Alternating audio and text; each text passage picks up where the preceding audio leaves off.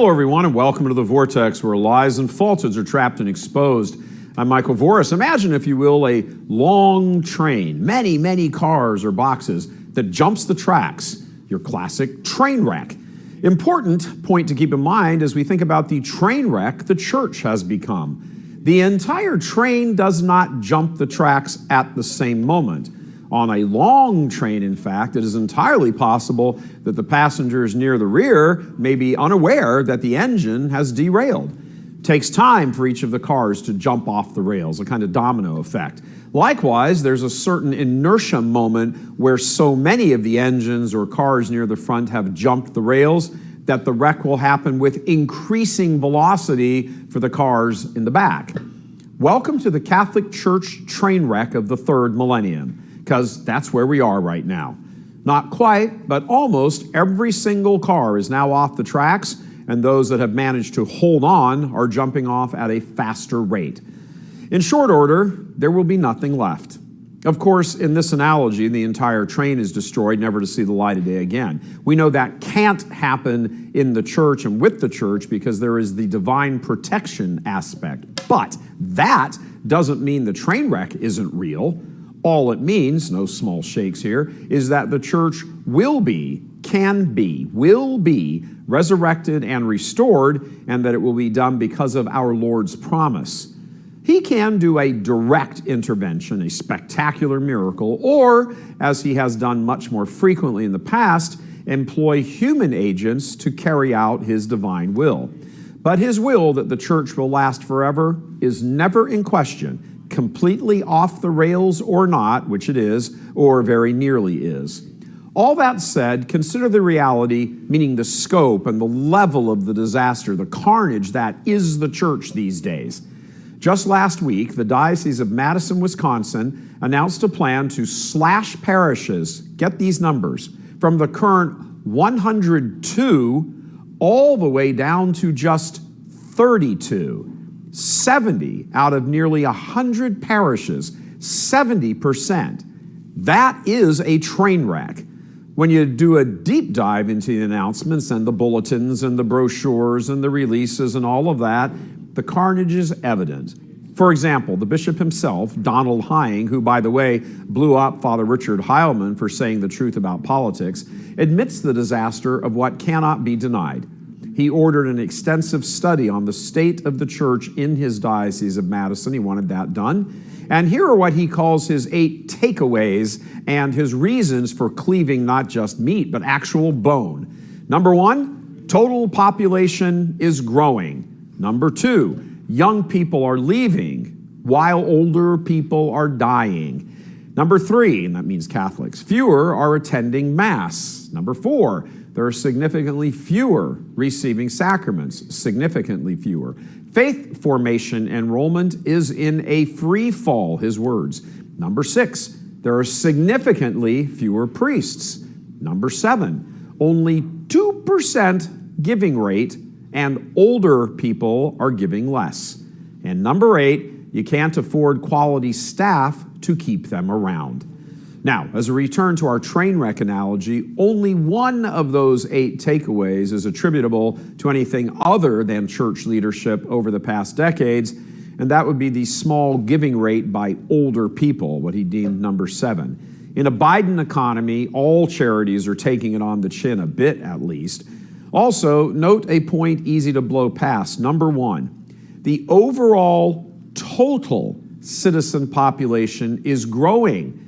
Normally, that would suggest the more people, the more Catholics. But in fact, the exact opposite is happening. The percentage of Catholics relative to the overall population is shrinking, and that suggests something far worse than just a shrinking church. It points to the reality that there is a total free fall occurring, and it is not just in Madison, Wisconsin. As many of you know, I've been around the media world virtually my whole life. In my reporting days, I would routinely cover stories involving Catholics and politics and all that stuff. It was a given, a standard, a fixed number that the national percentage of Catholics relative to the entire population was always just about 25%. During our coverage of campaign 2016, I noticed for the first time in my career, that percentage had shrunk to roughly 22%, just a little higher than that. Catholics normally punch above their weight in terms of voting, so that 22-ish% still accounted for about 25% of the overall vote. But the underlying number was undeniable. The overall percentage of Catholics was dropping. Then came 2020, and again, just 4 years later, I detected another drop, this one down to about 21%. So in a pretty short amount of time, the percentage of U.S. Catholics had dropped from 1 in every 4 to 1 in every 5. And that's not going to stop. Don't think it's going to. In fact, it's going to get worse, which is why Bishop Hying is dumping as many parishes as he can right now. But Madison, as we said, is not some outlier. In fact, with rare exception, it is the norm. All over the country, bishops are closing up shop, slashing parishes by the thousands. According to the U.S. Bishop's own numbers, there are now 3,000 fewer parishes nationwide than there were in 1990, when there was a record high of almost 20,000. And for some perspective, while that was 30 years ago, of those 3,000, 2,500 have closed up just since the time we began Church Militant and St. Michael's Media in 2005. From 1990 to 2005, about 700 parishes closed. From 2005 to 2021, about 2,500. Behold the train wreck. And those numbers do not reflect all the major announcements that have been made in the past roughly 2 years or year and a half, like Madison, for example, of further closings. Those numbers aren't even baked in yet. Once they are baked in, expect the rest of the train to be derailed. Hying, like various bishops around the country who have to make these announcements, are always good at laying out the case for what has to be done, the what has to be done. But not a single one of them ever says why. Why? The occasional time they venture into the why, it's always a smokescreen, which is likely why most of them don't expend the energy they should to do so. From the 1960s to the 1990s, the church was cursed with horrible men as leaders who were able to live off the gratis of previous generations of the church. From the 1990s up until our present day, these bishops are now living off the fumes, and the fumes are running out. However, in each of those groups of bishops, certain characteristics were evident. The large one being they were almost to a man weak men, weak males. There was and is nothing apostle-like about them. Some, many, are homosexual. Others are careerists. Some are nothing but old, tired middle managers who couldn't inspire anyone to anything. Others are fundraisers who cared little for the faith other than to swindle rich and wealthy Catholics out of tens of millions of dollars of their money. And of course, others simply did not and do not believe the faith. But notice, no bishop ever takes responsibility for all this. They never talk about it. They never take ownership of it. To them, it's like it never happened. They never resign. They never accuse their own, as they should. They never hold their brother bishops to accountability, probably because they don't want to be held to accountability. They just plod along, selling off the patrimony, hoarding whatever cash they can from sales, transferring properties around into different legal corporations, paying huge sums to lawyers, all to simply manage the decline. That's the motto of the USCCB. It's very clear that a new kind of, not bishop is needed, but a new kind of man to be made bishop is needed. These men have no zeal, they have no passion, they have no love. They are placeholders, and not even good ones at that. They are merely keeping the seat warm for whoever comes after them, provided there are enough Catholics left to require someone to come after them, and that's not even guaranteed.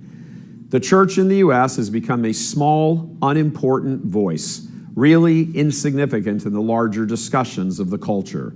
There will still be a few remaining years, a handful, where there will be some nostalgia attached to the faith among older people who are aging and dying off. But as they move on, many of whom already have. Those who follow will look on faithful Catholics more like they view the Amish. From the era of Sheen in the 1950s to the era of the Amish in the 2020s, Hollywood producers would have rejected this script as too farcical and unbelievable. And because Church Militant has been talking about all of this now for roughly 15 years, those responsible for the train wreck hate our guts. Back in 2013, we produced a premium show covering much of this. We called that show Dispatches. It goes into detail about how much of this and how we got here, which is, of course, important to understand because these same things will have to be purged in the future. So we invite you to please sign up today for a premium account and be sure and watch those episodes, Dispatches, again, from almost 10 years ago. We said it then, we'll say it now. Church Militant is the only apostolate in the church that brings you the full truth of the train wreck. Thank you for continuing your support. God love you. I'm Michael Voris.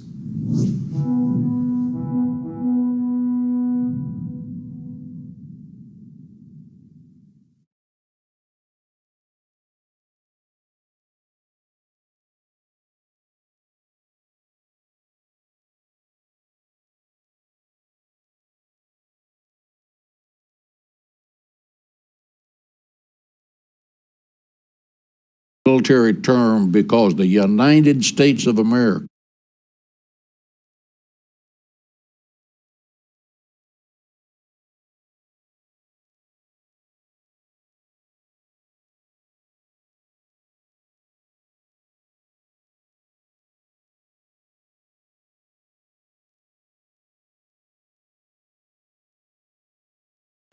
is standing beside them, and Donald J. Trump is the person that made that happen. I believe in the core of my